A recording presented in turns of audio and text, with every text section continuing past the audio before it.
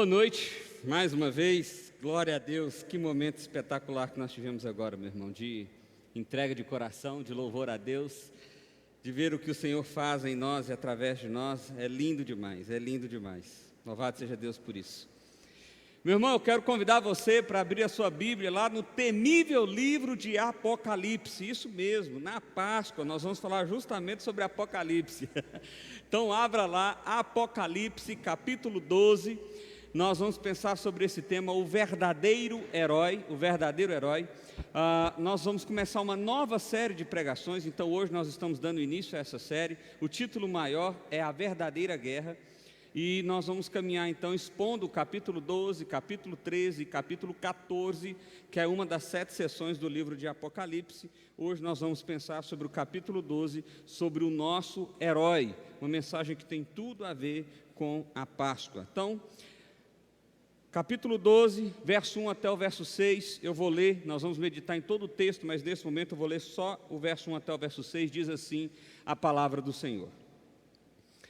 Apareceu no céu um sinal extraordinário, uma mulher vestida de sol, com a lua debaixo dos seus pés e uma coroa de 12 estrelas sobre a cabeça.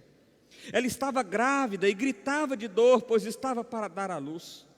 Então apareceu no céu outro sinal, um enorme dragão vermelho com 7 cabeças e 10 chifres, tendo sobre as cabeças 7 coroas. Sua cauda arrastou consigo 1/3 das estrelas do céu, lançando-a na terra. O dragão colocou-se diante da mulher que estava para dar à luz, para devorar o seu filho no momento em que nascesse. Ela deu à luz a um filho, um homem, que governará todas as nações com um cetro de ferro. Seu filho foi arrebatado para junto de Deus e de seu trono. A mulher fugiu para o deserto, para um lugar que havia sido preparado por Deus, para que ali a sustentassem durante 1260 dias. Vamos orar? Feche seus olhos, vamos colocar os nossos corações diante do Senhor. Pai, obrigado, Deus, obrigado por esse domingo maravilhoso na Tua presença, Deus. Obrigado pelo privilégio que temos de estar na Tua igreja. Alguns de nós, óbvio, mas de estar como igreja, Pai. É lindo demais, ó Deus, poder usar a tecnologia e num só coração poder Te adorar. Eu quero pedir ao Senhor, ó Deus, que o Senhor venha com Teu Espírito Santo com poder e graça sobre nós, ó Pai, e ministre as verdades da palavra do Senhor sobre os nossos corações. Que nós possamos ser, ó Pai, edificados, transformados, vivificados, ó Deus, pelo Teu poder, pela Tua palavra. Me usa pela Tua graça e pela Tua misericórdia, e apesar de mim, dos meus pecados, ó Pai, seja misericordioso conosco e fala-nos, em nome de Jesus assim oramos, amém, amém e amém. Meus irmãos, o livro de Apocalipse é um livro extraordinário, é um dos livros que eu mais gosto da Bíblia, mas é preciso admitir que ele de fato não é um livro fácil, e a razão para isso é muito simples. O livro de Apocalipse foi escrito pelo apóstolo João, quando ele estava preso na ilha de Patmos, num período de forte perseguição do imperador Domiciano. E isso traz à luz do porquê o livro de Apocalipse usa tantas linguagens metafóricas e figuradas. É porque esse livro, na verdade, é um livro codificado. A ideia é a seguinte, meu irmão. João foi recebendo as revelações de Deus, e essas revelações foram transcritas no papel com metáforas, com linguagem figurada, remetendo à realidade de muito do Antigo Testamento, de forma que somente os cristãos daquele tempo, que ao ler aquele livro, entenderiam o que de fato João estava dizendo. Esse período, meu irmão, é um período muito interessante, porque é um período onde as pessoas estavam sendo restringidas da sua liberdade de adoração, restringidas da sua liberdade de comércio. Não poderia se negociar com o Império Romano se não tivesse a marca do Império Romano. Não poderia vender ou comprar, ter propriedade, se você não fosse adorador do Deus romano. Então, observe que é um período de forte perseguição, de isolamento social no que diz respeito aos cristãos, no caso deles, inclusive de estarem escondidos com medo de que a qualquer momento alguém do império chegasse e ou levasse os seus bens ou levasse a sua própria vida. É nesse cenário que João escreve. E João escreve com um propósito muito simples. A revelação de Deus ao apóstolo João é uma revelação de Deus no sentido de mostrar que Cristo Jesus venceu todas as coisas e que por causa da vitória de Cristo Jesus, nós podemos suportar todo o sofrimento, porque a nossa esperança é viva apesar do sofrimento. Apesar do sofrimento. O livro de Apocalipse ainda é escrito em 7 sessões. Ele é cíclico. A mesma história é contada 7 vezes com ênfases diferentes. E o que nós vamos ver nessa série de pregações, do verso 12 até o verso 14, é justamente um desses ciclos, inaugurando a segunda metade do livro de Apocalipse. O livro de Apocalipse pode ser dividido em 2 grandes partes, do capítulo 1 até o capítulo 11, e do capítulo 12 até o capítulo 22, e pode ser dividido em 7 outras partes, em 7 ciclos. E o que nós vamos ver é justamente um ciclo inteiro. O que conta esse ciclo? Conta a história de Cristo Jesus, alguns dos ciclos, desde o início, como é o caso nosso aqui, até a sua volta. E o que acontece nesse meio tempo? O que acontece conosco como igreja? O que acontece com Satanás, o nosso inimigo? O que acontece com o mundo? É o spoiler do fim do mundo. É justamente você pegar o roteiro do fim da vida. Pois bem, dada essa introdução, espero que você agora esteja com o coração tranquilo e com entendimento suficiente para entender o que nós vamos falar aqui nessa noite, porque certamente na leitura inicial você pode ter ficado assim: meu Deus, que tanto de cabeça, que tanto de estrela, que tanto de coisa, como é que isso tem significado? Pois nós vamos elucidar tudo isso, meu irmão, e você vai ver como isso faz diferença para a sua vida. Então vamos lá. João então está começando a contar a história novamente como se fosse do zero. E ele diz o seguinte: apareceu um sinal extraordinário, uma mulher vestida de sol, com a lua debaixo dos seus pés e a coroa das 12 estrelas sobre a sua cabeça. A pergunta que nós temos que fazer inicialmente é: quem é essa mulher? Aliás, nessa sessão do verso 1 até o verso 6, nos é apresentado os 3 principais personagens de toda a história do capítulo 12, 13 e 14. O primeiro personagem é essa mulher. Alguns teólogos, especialmente os teólogos católicos, vão dizer que essa mulher é Maria, porque fala de uma mulher grávida dando à luz a um filho, o Salvador. Mas o próprio texto, como nós vamos ver lá na frente, não diz, ou diz claramente que essa mulher não é Maria. Outros vão dizer que essa mulher é a igreja do Antigo Testamento. E outros ainda vão dizer que essa mulher é a representação da igreja como um todo, tanto do Antigo quanto do Novo Testamento. O que nós observamos na leitura desse texto é que, de fato, essa mulher refere-se à igreja de Cristo. Igreja essa que foi manifestada no Antigo Testamento, mas igreja essa que também foi manifestada no Novo Testamento e está viva até hoje. E com a leitura do texto vocês vão ver como isso fica claro. A característica dessa mulher é uma característica de uma mulher que está vestida de sol e a lua está debaixo dos seus pés. Isso faz alusão clara e notória ao sonho que José teve com os seus irmãos. O que está sendo uma referência aqui, ele está dizendo o seguinte: olha, essa mulher é uma mulher gloriosa, ela se veste do sol, ela brilha e resplandece o sol, mas essa mulher também é majestosa, porque a própria lua está debaixo dos seus pés, mostrando algum tipo de poder, de domínio, de autoridade. Não dela, mas ela tem. E fala da coroa. A coroa aqui é representada justamente por 12 estrelas. Essas 12 estrelas são referência à tribo de Israel, às 12 tribos de Israel do Antigo Testamento e aos 12 apóstolos do Novo Testamento. Há uma referência clara aqui dessa igreja como alguém que se refere ou à igreja do Senhor Jesus do Antigo Testamento e à igreja do Senhor Jesus do Novo Testamento. Então essa é a primeira descrição de quem é essa mulher. Essa mulher, ela está numa condição, ela está grávida e gritando de dor, pois estava para dar à luz. Perceba que ela não deu à luz ainda. Perceba que ela estava nesse processo, ela estava gerando. Aqui é uma alusão à promessa que Deus fez lá em Gênesis 3,15, onde viria a semente da mulher e pisaria sobre a cabeça da serpente. e essa lhe feriria o calcanhar. Jesus, aliás, Deus já estava ali em Adão, falando para Adão que haveria um Messias prometido, haveria alguém que seria gerado de uma semente santa, da semente do povo de Deus, que esse sim seria quem venceria a serpente, da qual Adão e Eva perderam. Nós já falamos aqui nas últimas... Eu acho que nesse último ano, se teve expressões que nós falamos muito, foi semente da mulher e semente da serpente. Parece que todas as séries de pregações que nós usamos nesses últimos meses, não foi de forma proposital, mas nos fez ver essa aliança de Deus que começou lá no Antigo Testamento, desde Gênesis 3,15. Então essa é a mulher do Antigo Testamento, que está gerando o filho prometido, o Messias prometido. Ela é essa mulher que representa as tribos de Israel, mas é a mulher também que representa os apóstolos. E aí, verso 3, começa falando da serpente. Olha só. Então apareceu no céu outro sinal, um enorme dragão vermelho com 7 cabeças e 10 chifres, tendo sobre as cabeças 7 coroas. Quem é esse inimigo? Esse inimigo é um dragão, é uma referência a um ser extremamente poderoso. Ele é de cor vermelha, é uma referência ao sangue, à guerra,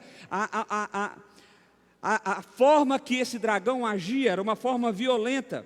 Ele tinha 7 cabeças, é uma referência às facetas que Satanás tem, às formas variadas que ele pode se apresentar. Satanás não se apresenta apenas com uma estratégia, mas ele se apresenta com diversas estratégias. E ele tem 10 chifres, essa expressão se refere ao poder, à força de Satanás. É um ser forte. Chifre, naquele momento, se referia a animais que eram fortes. E esse não era qualquer um, ele tinha 10 chifres, ou seja, era alguém 10 vezes mais forte do que um animal terrivelmente forte.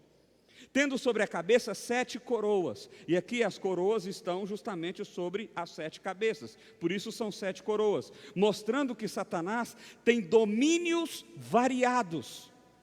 Ele pode dominar a nossa avareza, ele pode nos seduzir pela nossa vaidade, ele pode nos seduzir pela nossa religiosidade, e aqui eu poderia apresentar dezenas de formas que Satanás consegue conduzir o nosso coração a ponto de nos enganar e de nos afastar, porque ele domina a arte do engano, ele tem poder sobre isso. Ainda diz o que esse dragão fez, verso 4, sua cauda arrastou consigo 1/3 das estrelas do céu, lançando-as na terra. Obviamente essa aqui é uma referência a Satanás seduzindo 1/3 dos anjos do céu. Satanás seduziu 1/3 dos anjos do céu, preste atenção nessa conta. Quando Satanás se rebelou contra Deus, ele conseguiu persuadir 1/3 do céu, o que significa que ficou 2/3 fiéis. O exército de Deus, como se não bastasse, o próprio Deus seria poderoso o suficiente para acabar com tudo, mas o exército de Deus é 2 vezes maior do que o exército de Satanás. Essa informação é importante, porque às vezes você fica com medo tanto do capeta, que você não está entendendo que você, além de estar do lado mais forte, você está do lado que está em maior número. Mas perceba como esse Satanás, ou como esse dragão melhor, é ardiloso. Ele conseguiu seduzir anjos puros do Senhor. Verso 4 ainda continua, o dragão colocou-se diante da mulher que estava para dar à luz, para devorar o seu filho no momento em que ele nascesse. Aqui agora a gente começa a ver qual era o propósito desse dragão. Uma referência ao Antigo Testamento ainda. O dragão tentou impedir a linhagem santa de prosperar. É por isso que tem aquele fato, por exemplo, no Egito, onde Faraó manda matar todas as crianças. E as parteiras se negam a matar. E dali, justamente dessa cena que vem Moisés, o libertador de Israel. E é por causa da liberdade de Israel do Egito que se constrói um povo forte e poderoso. É por causa disso que se conquista a terra prometida. E esse povo multiplica. E a semente da mulher continua prosperando. Mas ao longo de toda a história do Antigo Testamento, Satanás tentou impedir que essa criança viesse, porque Satanás não sabia quem era e como ela viria. O que ele queria então era matar o mal pela raiz. Se ele conseguisse impedir que a semente santa, que o povo prosperasse, que o povo avançasse, então agora sim ele impediria que viria o tal Messias prometido por Deus lá em Gênesis 3,15. E o problema estaria resolvido. Porque esse era o medo desse dragão. Porque é esse Messias aqui, é esse menino, é esse filho que está sendo gerado nessa mulher no Antigo Testamento, que vai vencer ele. É isso que está prometido lá em Gênesis 3,15. Virá aquele que pisará sobre a cabeça da serpente, e essa lhe ferirá o calcanhar. Virá aquele que vencerá aonde você foi derrotado, Adão. Perceba uma coisa aqui, meu irmão, isso aqui precisa ficar muito claro para você. Quando Deus criou o homem e a mulher, Adão e Eva, Ele deu liberdade plena para Adão e Eva, para escolher se relacionar com Ele ou não. A prova, ou a maneira deles fazerem essa escolha, é uma árvore que Deus colocou no meio do jardim, chamada árvore do conhecimento do bem e do mal. E Deus disse que eles não poderiam comer desse fruto dessa árvore, porque se comessem, eles conheceriam a morte, e Deus estava falando justamente da consequência do pecado. Eles conheceriam aquilo que é mal, e seu coração agora passaria a ser conduzido por isso. Pois bem, a serpente veio, seduziu a mulher. Adão estava do lado e não fez nada. Ficou vendo a mulher conversando com a serpente na árvore, o que me faz perguntar o que esses dois estavam fazendo perto daquela árvore. Eles comeram do fruto, eles conheceram a morte, eles foram expulsos da presença santa de Deus. Mas Deus não desamparou a humanidade. Deus disse o seguinte: antes, para você ter relacionamento comigo, dependia do que você iria fazer, comer ou não do fruto. Pois bem, você comeu, agora eu vou ter relacionamento contigo e você vai ter relacionamento comigo, não mais por causa daquilo que você faz, mas por causa do prometido que virá e vencerá o inimigo para o qual você perdeu. Essa é a lógica do Evangelho, por isso que o Evangelho é o Evangelho da graça. Porque Jesus é vitorioso aonde nós somos derrotados. Pois bem, esse homem então tentou impedir que o Messias viesse, que Jesus nascesse, que a esperança florescesse, que a promessa de Deus fosse cumprida, mas por óbvio ele não conseguiu. O verso 5 diz isso. Ele deu à luz a um filho, um homem que governará todas as nações com cetro e ferro. Aqui é uma referência clara ao Salmo de número 2, que diz respeito àquele que viria e governaria com cetro de ferro sobre tudo e sobre todos. Jesus foi anunciado no Antigo Testamento por diversas vezes, de diversas formas, em formas de narrativas, em formas de histórias, em forma de poesia, como no caso de Salmos, porque a expectativa do povo do Antigo Testamento é que aquilo que Deus prometeu em Gênesis 3,15 fosse cumprido. A expectativa do povo do Antigo Testamento é que o Messias vencesse aonde o pai deles, ou nosso pai, Adão, havia sido derrotado. Porque só assim nós poderíamos ter vitória, só assim nós poderíamos ter esperança. Satanás tentou impedir a vida do filho, mas não deu certo. O filho veio, ele nasceu da mulher, conforme havia sido prometido e previsto por Deus. Mas então Satanás foi de encontro com Jesus. Satanás foi de encontro na tentativa de fazer com que Jesus caísse como Adão e Eva caíram. Não deu certo. Por mais de 40 dias, Jesus foi seduzido por Satanás, mas ele resistiu. Ele cumpriu o seu propósito e por isso ele foi arrebatado, levado para junto do trono de Deus, que é o seu lugar por direito. O próprio Deus encarnado agora estava no trono de Deus. Ele cumpriu a missão dele. A promessa de Deus foi cumprida. A promessa de Deus foi cumprida. E a mulher, que é a igreja? A mulher fugiu. Ela fugiu para o deserto, para o lugar que Deus havia preparado, porque para que ali a sustentasse durante 1260 dias. O que é 1260 dias? São 42 meses, são 3 anos e meio, a metade de 7 anos. Por que esse número é importante? Porque ele é repetido no livro de Apocalipse diversas vezes, como uma referência àquilo que aconteceu com Elias, no período que ele foi perseguido por Jezabel, quando o rei Acabe existia. O que está acontecendo aqui é que o livro de Apocalipse divide em 2 períodos de 3 anos e meio. O primeiro período onde o Messias foi gerado e veio e nasceu, e o segundo período, que seria mais 3 anos e meio, até onde Jesus viria finalmente. Nós estamos justamente nesse segundo período, nesse último período. E durante esse tempo, adivinha, Deus cuida da sua igreja. Quem que sustenta a mim e a você, meu irmão? Deus.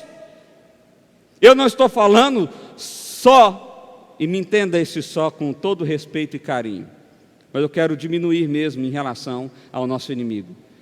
Eu não estou falando só da pandemia, porque a pandemia, o máximo que ela pode fazer comigo e com você é nos matar. Eu não estou falando só de perder o emprego, entenda, eu sei que isso causa bastante dor. Eu estou falando que Deus está nos sustentando quando o dragão poderoso, que tem várias facetas, que tem um poder inacreditável, está ferozmente atrás de mim e de você. Ele não quer só nos matar, ele quer nos levar para o lugar que ele já está condenado. Sabe que lugar é esse? O inferno eterno. E o inferno eterno é pior do que a morte. O inferno eterno é pior do que perder o emprego. O inferno eterno é pior do que perder uma pessoa amada. O inferno eterno é o que pior pode acontecer com o homem. E Satanás já está condenado para essa realidade. E ele agora está ferozmente atrás da igreja do Senhor Jesus, a fim de conduzir a esses junto com ele. Mas Deus nos sustenta, Deus nos guarda, Deus nos protege. Deus nos protege. Glória a Deus por isso. Segundo lugar, nós podemos ver então a primeira vitória. Olha só o que acontece. Verso 7. Satanás veio, tentou impedir que o Messias viesse e que ele cumprisse a obra de vitória dele, certo? Pois não deu certo. Então agora o que Satanás faz? Ele vai guerrear no céu. Só que para isso eu preciso que você preste bastante atenção no que eu vou dizer aqui, porque talvez seja uma informação nova e pode até gerar um desconforto para você. Preste atenção no texto. Houve então uma guerra no céu. Miguel e seus anjos lutaram contra o dragão. E o dragão e os seus anjos revidaram. Mas estes não foram suficientemente fortes e assim perderam o seu lugar no céu. E o grande dragão foi lançado para fora. Ele é a antiga serpente, chamado Diabo ou Satanás, que engana o mundo todo. Ele e os seus anjos foram lançados na terra. Então preste bem atenção na cena. Satanás estava andando aqui, tentando impedir que o Messias viesse. O Messias veio, cumpriu o propósito dele, venceu a morte, ressuscitou ao terceiro dia e está junto ao trono do Pai. Pois agora Satanás vai aos céus, porque, pasmem, até esse momento ele ainda tinha lugar no céu, ele ainda tinha acesso a Deus, pasmem, mas isso é real. Ele vai aos céus agora e vai cumprir o papel dele. Qual é o papel de Satanás? Ele é o acusador, ele é o promotor, ele é aquele que joga a nossa culpa na nossa cara. E foi isso que Satanás fez durante todo o Antigo Testamento. É isso que nós vemos Satanás fazendo justamente no livro de Jó, acusando Jó e falando para Deus, falando: também, você dá tudo para esse cara, tira as coisas dele para você ver se ele não te nega, tira as coisas para ver se ele não reclama. E bem que deu certo mesmo, porque a gente lê o capítulo 1 e 2 de Jó e pensa que Jó foi top, porque ele fala aquela frase bonita, né?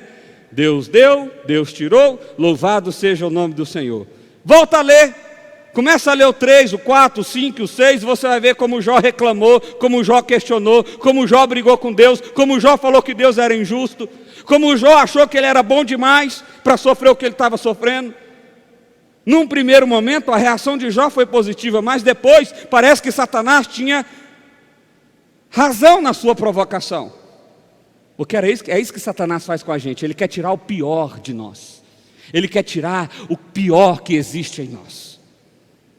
Pois agora Satanás vai aos céus. E ele vai com o seu dedo em riste, querendo acusar a humanidade pecadora, a humanidade que é uma prostituta diante de Deus, a humanidade que sempre falha e continua falhando, a humanidade que sempre erra e continua errando. Só que agora, meu irmão, agora a vitória foi conquistada, porque Jesus morreu na cruz pelos meus e pelos seus pecados. Jesus limpou a nossa ficha, Jesus nos declarou inocente, porque Ele assumiu o juízo que era sobre mim e sobre você. E por causa dessa vitória de Cristo Jesus, Satanás agora não pode mais nos acusar. Satanás vai para o céu e ele começa com as suas acusações, só que ele não é forte o suficiente. Então Deus chama o general do céu. Quem é o general do céu? Miguel. Por isso que ele é conhecido como o arcanjo. A palavra arcanjo tem a ver com o arco dos anjos, ele está na cabeceira dos anjos. Ele é o coordenador do exército de Deus. Resumindo, Deus pegou e falou assim: Satanás, presta atenção na coisa aqui. Suas acusações agora não sou obrigado a ouvir elas mais não. Porque o meu filho morreu, assumiu o juízo desse povo que você está acusando. E agora esse povo é santo. Esse povo foi lavado e remido pelo sangue de Cristo. Esse povo agora são filhos meus. Então agora, Satanás, acabou, eu não sou obrigado mais a te ouvir. Na linguagem jurídica, o que Jesus fez foi um ato jurídico perfeito. Não cabia mais recurso, não cabia mais formas de questionar.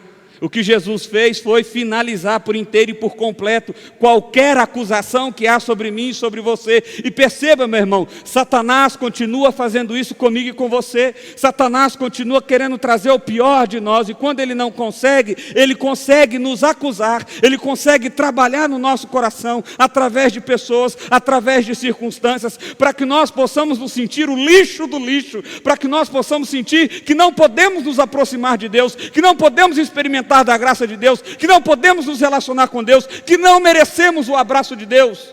Deixa eu dizer uma coisa para você nessa noite: é verdade, você realmente não merece, é verdade, você realmente não merece o abraço, o afago e o carinho do Pai eterno, mas Cristo mereceu por você. Por isso abrace o seu Deus, por isso se lance diante dele, por isso erga a sua voz quando necessário, chore se necessário for, mas derrame-se diante do Pai. Porque Jesus reconectou eu e você com Deus eterno. Nada mais pode nos impedir de nos relacionarmos com Deus, nem nós mesmos, nem as nossas falhas, nem os nossos pecados. Miguel veio, o segurança do céu, chegou com o exército e falou assim: então, ô dragão, Satanás, diabo, a antiga serpente, ele usou todos os nomes para a gente não ter dúvida de que ele está falando da mesma serpente do jardim do Éden. Ele usou os mesmos nomes para a gente não ter dúvida que foram aqueles que apareceram durante o Antigo Testamento tentando impedir que o povo de Deus prosperasse. Falou assim: acabou, amigão, vaza. Vaza do céu, some daqui. Mas Satanás não foi de graça. Eles foi para o cacete. Mas você lembra qual que é a proporção do exército de Deus? 2 por 1. Deus não entrou na parada, Jesus não precisou fazer nada, e Satanás foi expulso dos céus. Satanás foi expulso dos céus, e ele foi lançado na terra. Ele foi lançado na terra. E ele foi lançado na terra, e ele faz uma única coisa: ele engana o mundo todo. Ele engana todo mundo. Lembra das 7 cabeças com as 7 coroas? As várias faces que Satanás pode se apresentar para mim e para você? As várias formas que ele pode seduzir, enganar o meu e o seu coração? Pois bem, é isso que ele está fazendo aqui agora. Então preste atenção no que eu vou te dizer. Nem Satanás, nem os anjos que seguiram Satanás, que nós chamamos de demônio, estão no inferno. Não tem um demônio no inferno. Não tem Satanás nem sabe onde é o inferno. Ele não sabe nem chegar no inferno. Você sabe onde é que ele está? Aqui.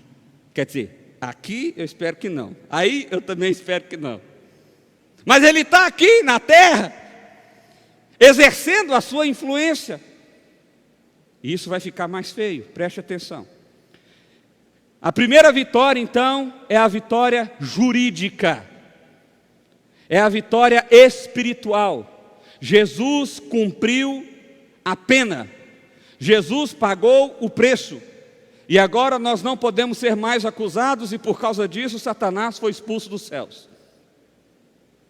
Aqui Barclay usa um exemplo interessantíssimo, meu irmão, que eu queria trazer para você. Satanás é o exemplo máximo da tragédia que consiste em que o melhor se converta no pior. Poderia ter chegado a ser o maior dos servos de Deus e transformou-se em seu pior inimigo. Satanás é o melhor exemplo de um tipo de orgulho, preste atenção nisso, que deseja fazer as coisas segundo a sua própria vontade, antes que obedecer à vontade de Deus. Eu vejo isso no meu filho. Forte, né, o que eu acabei de falar? Uma criança de quase 2 anos, eu estou falando que eu vejo as características de Satanás nele. Mas eu vejo. Sabe como que eu vejo? Ele aprendeu a falar agora. Ele deve falar umas 50 palavras no máximo, não mais do que isso. Mas uma que ele mais fala é quer. Sabe o que é quer? Quero. E ele agora aponta o dedo e fala quer. E você fala não, você sabe o que faz? Chora, esperneia. E é uma dificuldade distrair ele para não dar aquilo que ele quer, porque muitas vezes o que ele quer é uma faca, o que ele quer é meter a mão no liquidificador, o que ele quer é enfiar a mão no motor do carro. Então, nem tudo que ele quer é bom, assim como eu e você, nem tudo que a gente quer é bom. Mas mesmo que o pai e a mãe digam, não pode, não vá, sabe o que ele faz? Continua querendo, continua desejando, continua querendo e lutando por aquilo. E quando ele é contrariado, ele fica embirrado, ele chora, ele se magoa, ele faz não sei o quê. Isso é o sinal do orgulho. É a vida dele, é a vontade dele acima de qualquer realidade. É bem verdade, meu filho com 1 ano e 8 meses não tem consciência, ele não processou intelectualmente o que ele está fazendo. Mas pasmem, eu com 34 anos de idade, você com 50, com 60, com 70, com toda a capacidade intelectual de processar, faz a mesma coisa. Deus diz não, e você... Não! Se Deus falou não, é não! Se Deus é soberano da história, se Deus é soberano sobre a minha vida e sobre a sua vida, se é Ele que controla tudo e todos, o nosso coração teria que ter paz diante dos nãos que Deus dá na nossa vida. E não deveríamos ser orgulhosos como Satanás foi, ao ponto de se rebelar com Deus e de se tornar o pior inimigo de Deus. Porque o lugar que Satanás vai, o inferno eterno, o lago de enxofre, vai ter gente lá com ele. Pessoas que manifestaram essa mesma característica, esse mesmo orgulho, de viver a sua vida para si, acima de qualquer outra realidade, sobretudo a realidade do relacionamento com Deus. Terceiro, olha lá, acompanha comigo aí, verso 10. Agora a gente vê o herói. Do verso 1 ao verso 6 é uma espécie de resumo. Do verso 7 até o verso 9 é a primeira vitória, a vitória espiritual, é a vitória jurídica. Do verso 10 em diante, agora fala da salvação e como ela se manifestou e como eu e você nos apropriamos disso. Preste atenção que esse é o ápice da história. Se você não entendeu nada até agora, isso aqui é muito importante que você entenda. Presta bem atenção. Então ouvi uma forte voz do céu que dizia: agora veio a salvação, o poder e o reino do nosso Deus e a autoridade do seu Cristo, pois foi lançada fora o acusador dos nossos irmãos, que o acusa diante do nosso Deus dia e noite. A salvação chegou. O promotor corrupto foi expulso. O acusador não está mais diante de Deus, apurrinhando Deus de dia e de noite, falando: olha, fez errado, hein? Eu vi, hein? Aquela hora, pensou, olha lá, falou, olha lá, ó. Era isso que Satanás fazia. Satanás era tipo a fofoqueira do bairro. Ele contava tudo de errado que eu e você fizemos. Ele nos acusava e fazia questão de lembrar a Deus o quão pecadores, miseráveis e corruptos nós somos. O quão imerecedores da graça, do amor e da compaixão de Deus nós somos. É isso que Satanás fazia. E ele fazia isso legalmente. Por quê? Porque nós somos isso tudo mesmo. Nós somos essa miséria mesmo. Nós somos corruptos mesmo. Nós somos imerecedores mesmo. Mas mais uma vez, agora a salvação chegou. Há 2000 anos, o próprio Deus encarnou-se, se fez homem, viveu entre nós, andou entre nós, ensinou os mistérios do reino de Deus, ensinou os mistérios de um relacionamento com Deus, ensinou os mistérios do Evangelho, ensinou a realidade da salvação. Ele nos deu todo o caminho e disse: agora vai.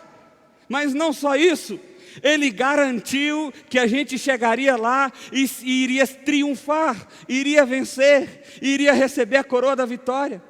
A salvação chegou, porque Jesus se entregou na cruz do Calvário, morreu a minha e a sua morte, ressuscitou ao terceiro dia, e por isso nós celebramos a Páscoa. Não é a Páscoa do Antigo Testamento que nós estamos falando aqui. Nós estamos falando da ressignificação da Páscoa em Cristo Jesus, onde nós observamos e celebramos através da ceia. Esse é o rito sagrado. Mas sim, nós celebramos a Páscoa, o dia em que a morte passou sobre nós, porque nos foi garantida a vida eterna em Cristo Jesus. Chegou a salvação, meu irmão. Chegou a salvação. Você imagina João preso na ilha de Patmos, vendo seus irmãos servindo de lamparinas vivas na cidade de Roma. Sabe o que é isso? Eles amarravam as pessoas nos postes, colocavam querosene e atacavam fogo. E as pessoas vivas ali serviam como poste para iluminar as ruas da cidade. Era esse tipo de perseguição que os cristãos estavam vivendo naqueles dias. Era esse tipo de perseguição. Mas agora João olha para o céu e ele ouve uma voz, possivelmente de um anjo, dizendo e gritando em alto e bom som: a salvação chegou! A salvação chegou! Ela chegou. Cristo Jesus foi manifesto entre vós. E Ele expulsou o acusador. A ficha de você está limpa. A ficha de você está limpa. E como que nós nos apropriamos disso? Verso 11. Eles o venceram pelo sangue do Cordeiro. É por causa do sangue do Cordeiro que nós vencemos. É como se João estivesse dizendo para as pessoas que estavam sendo mortas, perseguidas, seus bens sendo recolhidos, estavam sendo presas e açoitadas, dizendo o seguinte: preste bem atenção, gente, a salvação chegou, e nós nos apropriamos disso por causa do sangue do Cordeiro. Nós somos vitoriosos, ainda que sejamos usados como luminária durante a noite, ainda que sejamos presos, ainda que sejamos perseguidos, ainda que tenhamos os nossos bens confiscados, ainda que tenhamos pessoas queridas sendo mortas, nós nos apropriamos da salvação, porque ela chegou até nós através do sangue do Cordeiro. E como que nós vivemos essa realidade? Ele diz: é pela palavra do testemunho que deram. Diante da morte não amaram a própria vida. Preste atenção nessas duas características aqui. Se Satanás era aquele que por causa do seu orgulho fazia a sua vontade, independente de todos e de tudo, um seguidor de Cristo Jesus é alguém que não ama a própria vida, mesmo diante da morte. É alguém que não caminha por si e para si. É alguém que caminha por Cristo e em Cristo, porque o sangue do Cordeiro foi derramado sobre ele. Por causa disso, eles dão testemunho da fé, testemunho da palavra. Eles são fiéis naquilo que eles dizem, naquilo que eles fazem, na maneira que eles vivem. Preste bem atenção no que eu estou dizendo, meu irmão, porque às vezes nós estamos vivendo num momento de pandemia, no momento em que empregos estão sendo perdidos, no momento em que negócios estão sendo perdidos, e as vidas das pessoas também estão sendo perdidas, mas eu não estou falando de uma vida física, eu estou falando de uma vida eterna, porque essas pessoas se esqueceram daquilo que Cristo fez na cruz do Calvário, e elas se rebelam, e elas agem por si só, e elas compram e vivem conforme os seus interesses. Elas fazem negociatas, elas são corruptas, elas são mentirosas, elas enganam o próximo, mesmo declarando uma fé em Cristo de maneira pública. São pessoas hipócritas, falsas, que vivem conforme os seus interesses. Pois bem, preste bem atenção, porque só vai desfrutar da verdadeira salvação aqueles que dão testemunho da palavra. E dar testemunho da palavra é amar mais a Deus do que a sua própria vida, mesmo diante da morte. Quando eu tinha 12 anos de idade, pastor Sabino, meu pai na fé, que está internado até hoje na UTI, já vai para quase 60 dias, estava pregando nesse texto.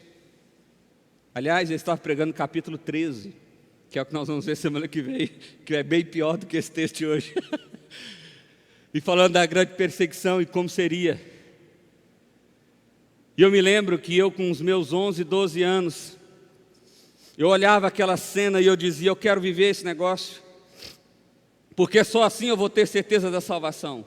Naquela época eu ainda não compreendia o que significava ter certeza da salvação. Eu ainda era imaturo na minha fé. Isso foi se desenvolver quase 10 anos depois, já quando eu estava no seminário. Mas naquela época eu achava que era melhor ir para o céu do que viver na terra. Então eu pensava, quando a perseguição vier e alguém disser: nega Jesus, senão eu te mato, eu vou gritar: mata logo, mata logo. Porque eu pensava, se eu morrer nesse cenário, com certeza eu vou para o céu.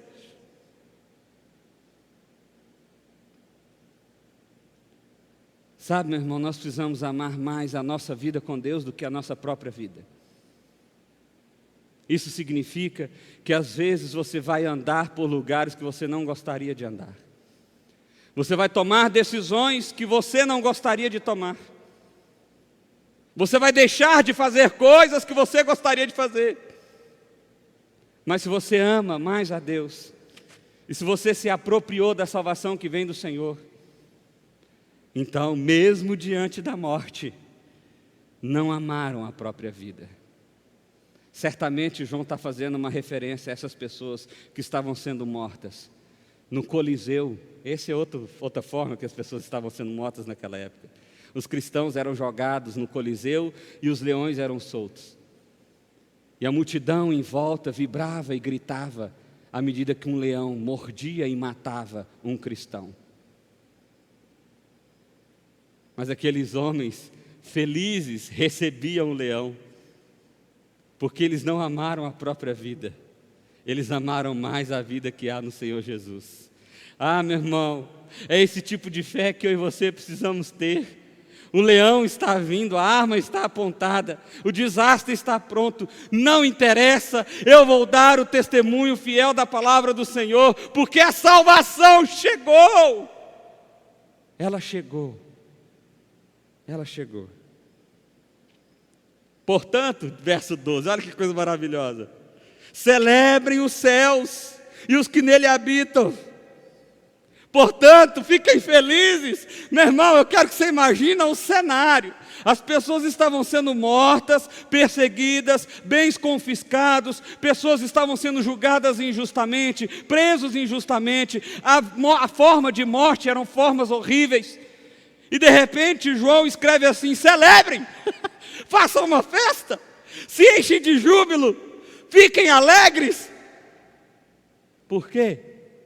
Porque a salvação chegou. O nosso herói venceu.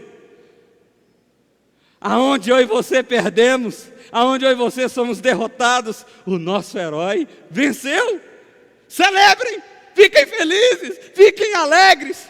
E esse deveria ser o testemunho da igreja no momento que nós estamos vivendo. Pessoas otimistas, esperançosas, felizes, alegres, mesmo não sabendo se o dia de amanhã vai ser pior do que o de hoje. Porque não interessa o quão ruim seja o dia de amanhã, a minha eternidade está garantida por causa do meu herói, que venceu a minha batalha, e a salvação chegou para mim. A salvação chegou para mim. Mas aí o que acontece? Olha só, verso 12. Mas ai da terra e o mar, pois o diabo desceu até vocês, e ele está cheio de fúria, pois sabe que lhe resta pouco tempo. Você imagina agora, Satanás tentou impedir que Jesus viesse de todo jeito, não deu certo. Depois ele foi para o céu, foi para uma guerra, perdeu. Foi expulso para a terra. Chega na terra, está o povo de Deus celebrando a salvação que há em Cristo Jesus. Satanás olha aquela cena e fala assim: eu vou estraçalhar esse povo. Eu vou estraçalhar esse povo. O que chega então ao nosso quarto e último ponto. Quem é o nosso inimigo? Olha só. Porque nós falamos da realidade do Antigo Testamento, do verso 1 até o verso 6. Falamos da realidade da ascensão de Cristo, do verso 7 até o verso 10, aliás, até o verso 12. E agora nós vamos falar da nossa realidade hoje. Nós falamos do que aconteceu e agora a gente vai falar do que está acontecendo. Preste atenção. Quando o dragão viu que havia sido lançado à terra, começou a perseguir a mulher que dera à luz ao menino. Quando o dragão viu que ele tinha perdido, que ele era um derrotado, quando o dragão viu isso, ele achou um culpado. Quem é o culpado? É essa igreja maldita, é essa semente santa, é esse povo eleito maldito. É por causa desse povo aí que a semente veio. É por causa dessa... Vou perseguir esses malditos agora. Eles são os meus inimigos. Satanás tem para si agora um verdadeiro inimigo. Por quê, meu irmão? Preste atenção nisso. Satanás é inimigo de Deus? É. Mas ele tem coragem de guerrear contra Deus? Não. Não. Porque ele já é um derrotado. Você lembra da guerra? Foi Miguel e o exército. Deus, Jesus, o Espírito Santo nem saíram do trono. Bastava Deus fazer assim, ó. Ou como Paulo diz em Tessalonicenses, com o sopro de sua boca Jesus destruirá a Satanás. É só. Com Miguel ainda teve um fightzinho. Miguel é meio que pau a pau com Satanás. Mas o exército de Miguel era maior, Satanás era bem menor, e ele perdeu. Satanás não é inimigo de Deus, no sentido de que ele vai atacar Deus. De quem que Satanás é inimigo? Nós. Ele está enfurecido com nós, porque por causa de nós, povo santo, por causa da linhagem santa, por causa da semente santa, o Messias veio e venceu a guerra. Verso 14. Foram dadas à mulher 2 asas da grande águia, para que ela pudesse voar para o lugar que lhe havia sido preparado no deserto, onde seria sustentada durante um tempo, tempos e meio tempo, fora do alcance da serpente. Aqui mais uma vez, Deus está falando o seguinte: quem cuida da minha igreja sou eu. Ele dá asas espetaculares para essa mulher. Ela voa para longe de Satanás. E ela é sustentada por Deus. Sustentada por Deus. Significa, meu irmão, que se você faz parte dessa igreja, se você já declarou a sua fé de maneira pública e genuína, verdadeira, real, você é alguém que tem as asas da águia de Deus. Você é alguém que é cuidado por Deus. Você é alguém que é sustentado por Deus. Não são as circunstâncias que vão determinar se você vai ser cuidado ou não. É Deus que sustenta você, é o Senhor da história quem sustenta você, é o Senhor da história quem cuida de você, te livrando do mal, te dando o que é necessário. E é por isso que Jesus disse: não andais ansioso com coisa alguma, nem com o que haver de comer, de beber e de vestir. Observai as aves do céu, elas não ajuntam, elas não plantam e não ajuntam em celeiro, e nem por isso o Pai Celeste deixa de cuidar delas.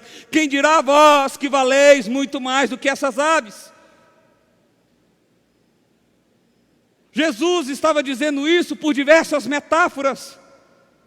Quem é o pai que, se o filho pedir um pão, lhe dará uma pedra? Jesus disse isso para os discípulos certa feita. Assim é o vosso Pai Celeste que cuida de vós. Ele vai dar o que você precisa. Ele cuida de você. Mas você confia nele? Espera nele? Você tem coragem para esperar nele?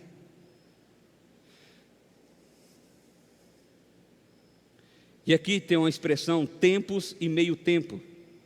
Ele está falando que cuidou daqueles tempos do Antigo Testamento e vai cuidar da última metade, o meio tempo, os 3 anos e meio, os 42 meses, os 162 dias. Ele cuida durante todo esse tempo. Ele mantém fora do alcance da serpente. É por isso que a igreja continua prosperando.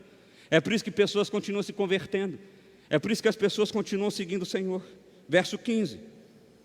Você acha que a serpente fica tranquila? Beleza, Deus pegou e livrou, então está tudo certo. Não, ela parte para a estratégia. Na verdade ela apela, verso 15. Então a serpente fez jorrar de sua boca água como um rio, para alcançar a mulher e arrastá-la pela correnteza.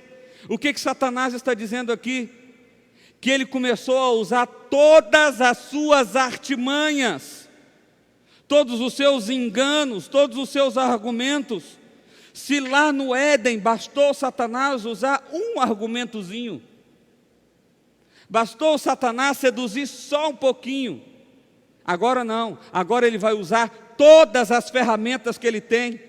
Ele vai usar todas as facetas, todas as coroas, todas as cabeças, todos os chifres, porque ele lança um rio, já que a mulher está longe do seu alcance. Então vamos tentar impactar essa mulher, porque essa mulher vê televisão, e a mulher aqui, mais uma vez, eu estou falando da igreja, ela ouve rádio, ela tem acesso a Instagram, ela tem acesso a Facebook, ela tem acesso a diversos livros pela internet. Então eu vou começar a lançar diversos meios de argumentos, diversas formas de confundir, diversas formas de enganar, diversas formas de perverter o coração dessa igreja santa. Eu vou tentar afastar essa igreja do seu Senhor o máximo que eu conseguir, com todas as formas que eu conseguir. Essa é a estratégia de Satanás.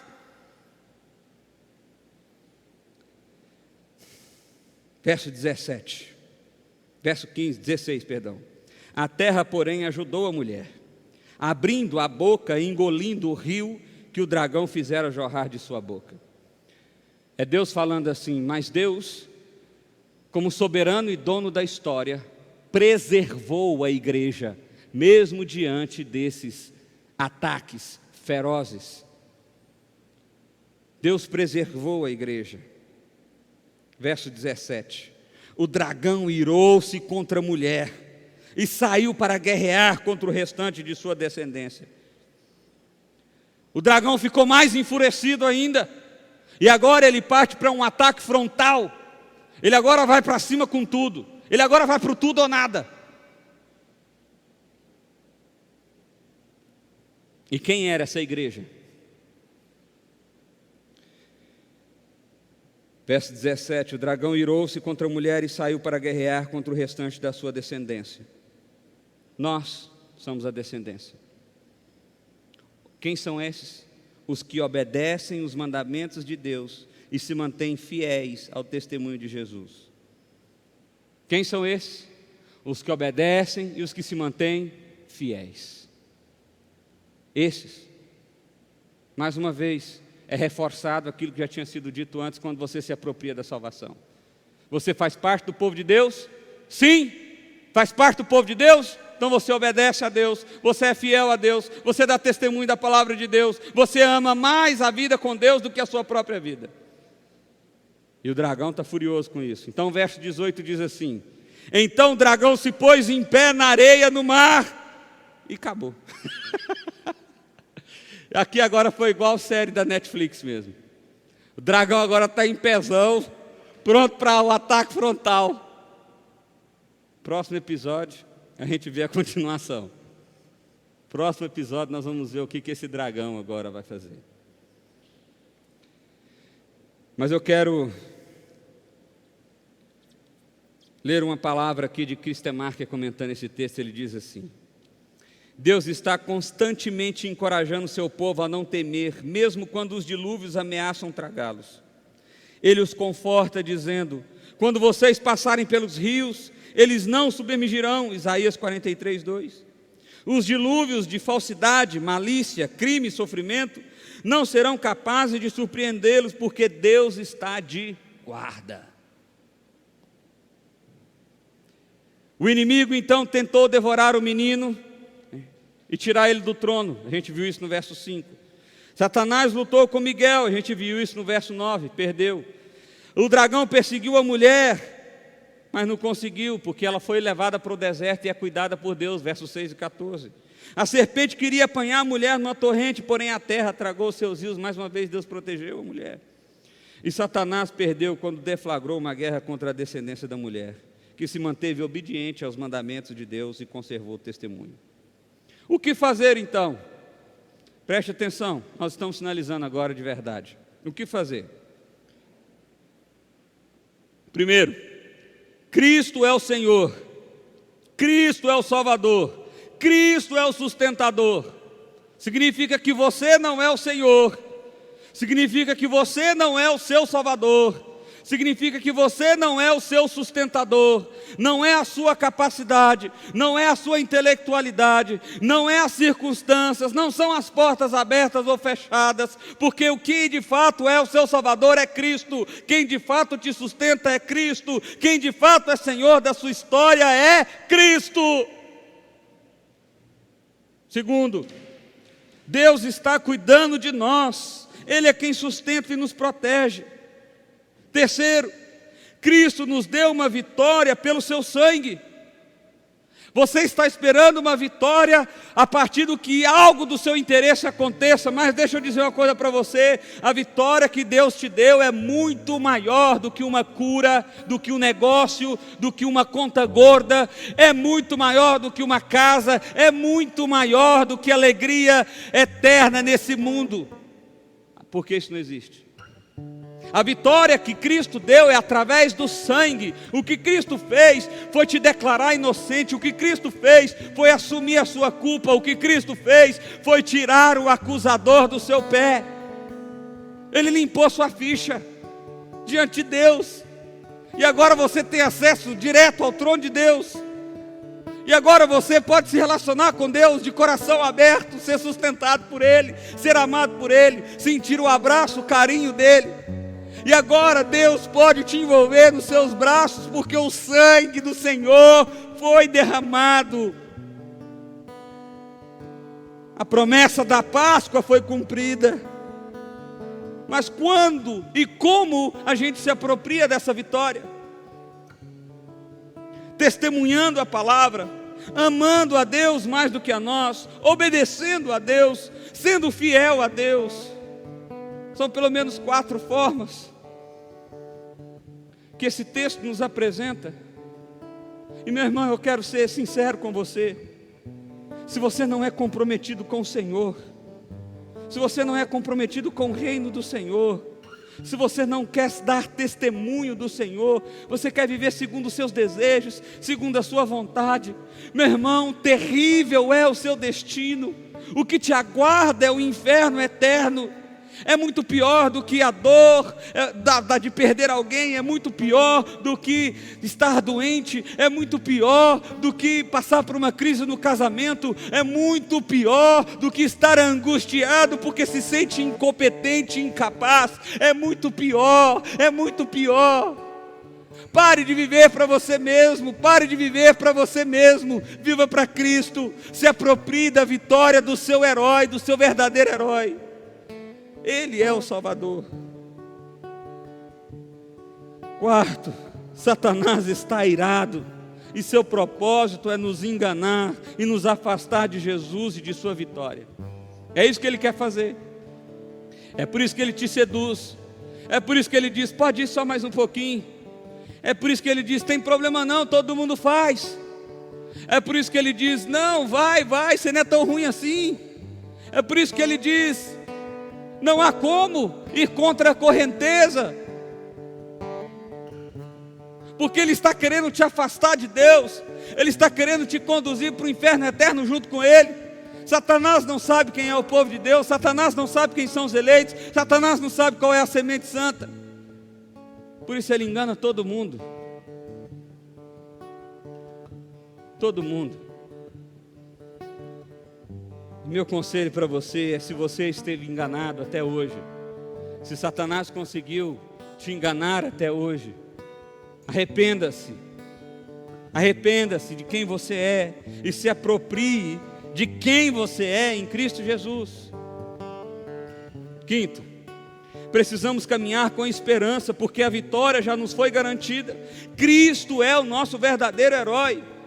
Meu irmão, você não faz ideia do quanto tem sido difícil subir nesse púlpito todo domingo nesses últimos dias, do quanto eu sou incapaz e imerecedor de estar aqui pregando a palavra de Deus,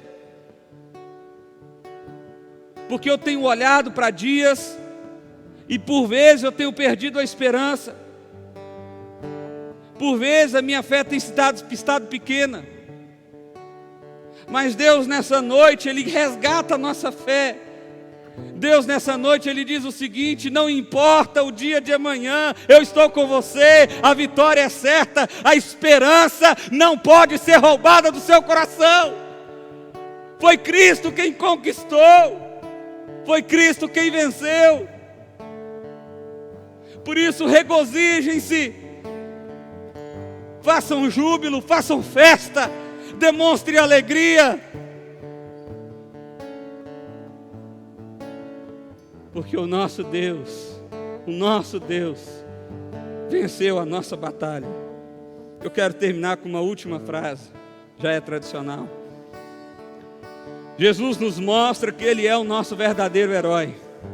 Ele já venceu o nosso inimigo, nos garantiu a vitória sobre a morte e o sofrimento. Portanto, mesmo diante da morte, alegrem-se, ergam a voz em júbilo, pois a guerra já está vencida.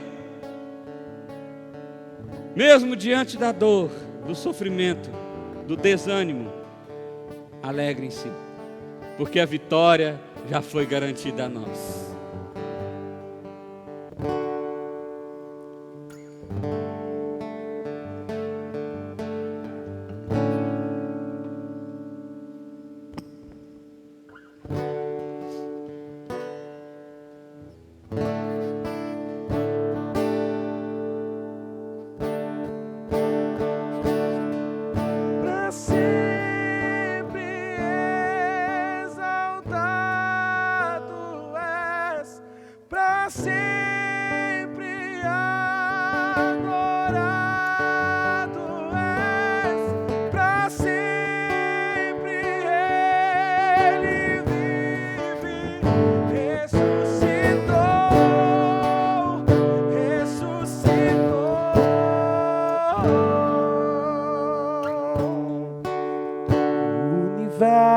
Chora, Pai abandonou.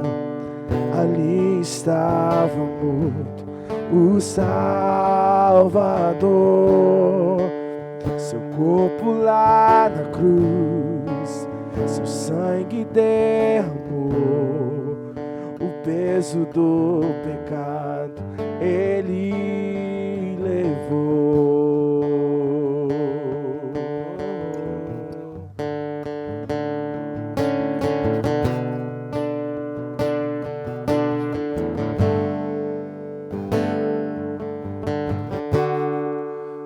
Deus Pai o abandonou, cessou seu respirar, em trevas se encontrou o Filho. A guerra começou, a morte ele enfrentou, todo o poder das trevas vencido foi. A terra estremeceu, sepulcro se abriu, nada vencerá seu grande amor. Ó morte, onde estás? O Rei ressuscitou, Ele venceu para sempre, para sempre exaltado é, para sempre adorado é, para sempre Ele vive, ressuscitou,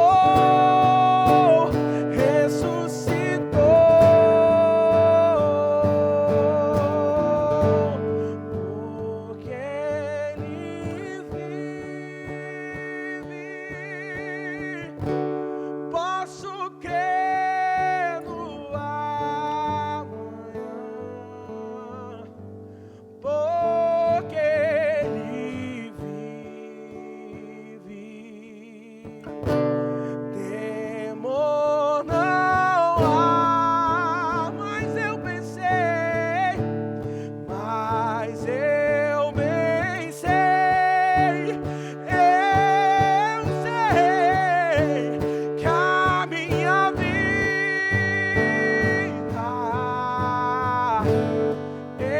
está nas mãos do meu Jesus, que vive estás.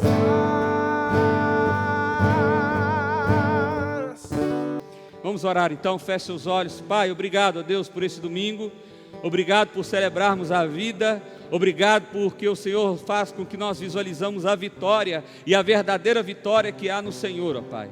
Nós te louvamos, nós te engrandecemos, ó Pai, nós agradecemos ao Senhor porque o Senhor reencoraja o nosso coração. Nós pedimos ao Senhor, ó Pai, vá de encontro com cada pessoa, ó Pai, vá de encontro com cada pessoa e ministra a bênção do Senhor, ó Pai, e que agora a graça do Senhor Jesus, o amor de Deus, o eterno Pai, e as consolações do Santo Espírito de Deus repouse sobre todos nós e todo o povo do Senhor reunido sobre a terra, hoje e por todo sempre. Amém, amém, amém e amém.